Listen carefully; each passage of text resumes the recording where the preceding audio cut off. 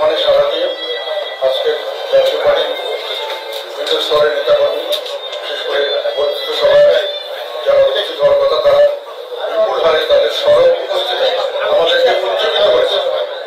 আমরা উৎসাহিত বোধ করছি, আমরা জাতীয় পার্টির ভবিষ্যৎ দিয়ে আশাবাদী হচ্ছে অনেক বেশি।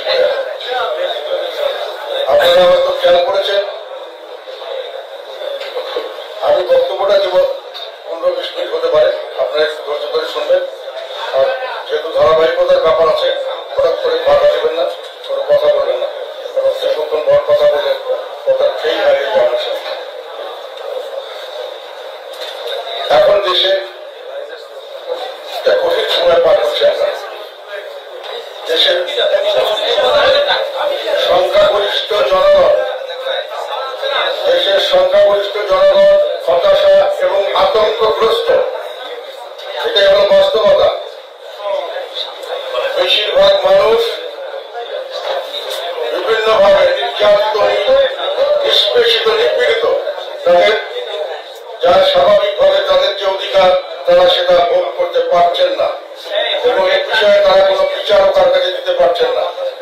মানুষের জান, মাল এবং ইজ্জতের কোন নিরাপত্তা নেই। আপনি আজকে কোথাও যাচ্ছেন, কেউ আপনাকে পিটিয়ে মেরে ফেলবে না, গুলি করে মেরে ফেলবে না, তার কোন নিশ্চয়তা কোথাও নেই। আপনার বাড়িঘর হঠাৎ করে কেউ এসে এবং ব্যবসা কেন্দ্র কেউ এসে সরাসরি আক্রমণ করবে না, লুটতরাজ করবে না, এরকম কোন নিশ্চয়তা নেই। আপনাকে যে কোনো জায়গায় অপমানিত করার জন্য যে কোনো ধরনের জিনিস ঘটনা করতে পারে। আপনার পরিবার নিয়ে, পরিজন নিয়ে আপনি সুস্থভাবে বেঁচে থাকবেন, তার নিশ্চয়তা আজকে বাংলাদেশের মানুষের মধ্যে নেই। এই প্রেক্ষিতে আমরা বিশ্বাস করি যে আমাদের উপরে মানুষের এই ধরনের নির্যাতিত, নিপীড়িত মানুষ একটা ভরসা করতে চায়। এখন তাদের পক্ষে এই সিংহভাগ মানুষ, যারা অর্ধেকের বেশি মানুষ, যারা অধিকারহীন, যারা সম্পূর্ণভাবে নিরাপত্তাহীনতায় দিন কাটাচ্ছে, তাদের পাশে দাঁড়ানোর মতো, তাদের ভাষায় তাদের তুলে ধরার জন্য তাদের সমস্যাগুলি, তাদের সঙ্গে নিয়ে তাদের অধিকার আদায়ের যে সংগ্রাম, সেখানে যাওয়ার মতো কোন লোক বাংলাদেশে, কোন দল বাংলাদেশে এখনো দাঁড়িয়ে উঠতে পারছে না। অত্যাচার, নিপীড়ন তাদের উপর হচ্ছে। আমরা দাঁড়িয়ে আছি, আমরা দাঁড়িয়ে থাকবো এবং দাঁড়িয়ে থাকার জন্য আপনাদেরকে সবাইকে একটা আজকে আহ্বান করেছি।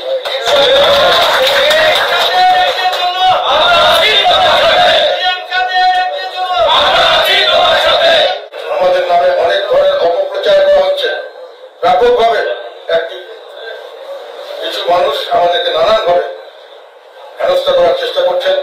আমাদের নামে শর্টস, ফেসবুক থেকে শুরু করে বিভিন্ন সোশ্যাল মিডিয়া থেকে শুরু করে বিভিন্ন বক্তব্য বিবৃতি দিয়ে জানাশোনা কথাকে তারা বিভিন্নভাবে তুলে ধরছেন, বারে আমাদেরকে দোষারোপ করার চেষ্টা করছেন।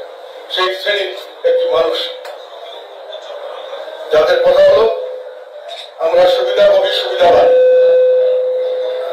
হয়তো তারা কিছু উদাহরণ দেন, তবে সর্বত্র সময় আমরা একটা কথা বলতে চাই, আমাদের জাতীয় পার্টির সিংহভাগ মানুষ সবসময় জনগণের সঙ্গে ছিল, সবসময় জনগণের স্বার্থে তারা সংগ্রাম করেছে এবং সবসময় জনগণের সঙ্গে তারা থাকবে।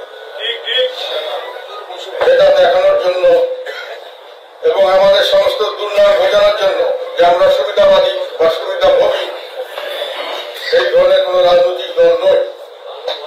এই জন্য আমি মনে করি এখনই হলো সময়। আল্লাহ আমাদেরকে এই সুযোগ এনে দিয়েছে। আপনারা দাঁড়িয়ে যাবেন নির্যাতিত, নিপীড়িত মানুষের পাশে, কোন রকম ভাবে শঙ্কিত হবেন না। আপনার জনগণের কথা বলে জনগণের সাথে সামনে এগিয়ে যান, জনগণ আপনাদেরকে সমর্থন দেবে, জনগণ আপনাদেরকে মুখে আগিয়ে রাখবে। সেই পরিস্থিতিতে এই কারণে আপনাদেরকে আমি আজকে এখানে নিয়ে এসেছি আপনাদের অবস্থা শোনার জন্য। সেখানে একটা কথা আমি এখানে পরিষ্কারভাবে বলতে চাই যে আর কোন সুবিধাভোগী, সুবিধাবাদী রাজনীতি জাতীয় পার্টি আমার নেতৃত্বে কখনো আর করবে না। কেউ যদি করতে চান তাদেরকে দলে স্থান দেওয়া হবে না।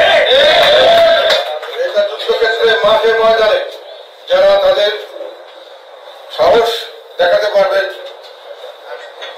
যারা সৈনিক হিসাবে নিজেকে প্রতিষ্ঠিত করতে পারবেন, তারাই হবে জাতীয় পার্টির ভবিষ্যৎ নেতৃত্ব। সেইভাবে ষড়যন্ত্র তো থেমে নেই। আমাদের একটি দরখাস্ত দেওয়া হয়েছে কিছুদিন আগে ইলেকশন কমিশনে।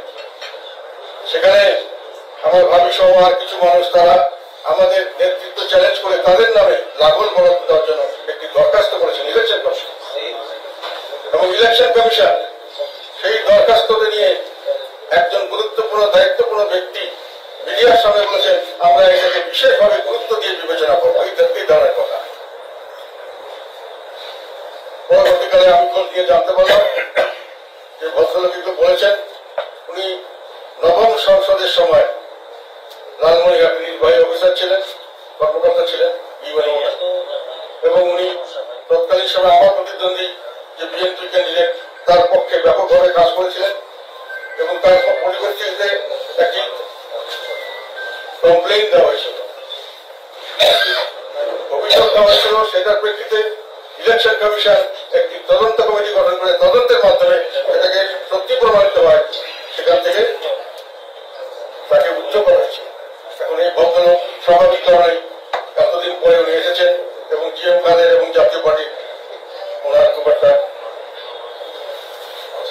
সঙ্গী বা ওনার সঙ্গে তাদের স্বাভাবিক সম্পর্ক হওয়ার কথা নয়।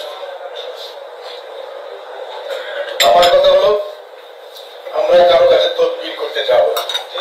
আমাদের ন্যায্য দাবি, যে নিয়ে যেতে চান নিয়ে যান, যে ওখানে জয়েন করতে চান করে যান।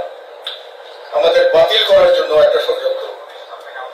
আমাদেরকে কোন মিটিং, আমাদেরকে 2024 সালের ডিসেম্বর পর্যন্ত আমাদের কাউন্সিল করার ডেট ছিল। আমরা স্বাভাবিক কারণে রাজনৈতিক স্থিতিশীলতা ছিল না, স্বাভাবিকতা ছিল না, আমরা এটা করতে পারিনি। আমরা আরো 1 বছর বাড়ানোর জন্য একটা দরখাস্ত দিয়েছি। ইলেকশন কমিশন সেই দরখাস্তটি গ্রহণ করেছে, কিন্তু ওনারা আমাদেরকে কোনো লিখিত পারমিশন দেয়নি। ভার্বালি ডিরেক্টর বলেছেন যত তাড়াতাড়ি সম্ভব করে। তার মানে হলো ইতিমধ্যে আমরা যখন হল ভাড়া করতে যাচ্ছি, কেউ আমাদেরকে হল দিতে চাচ্ছেন না।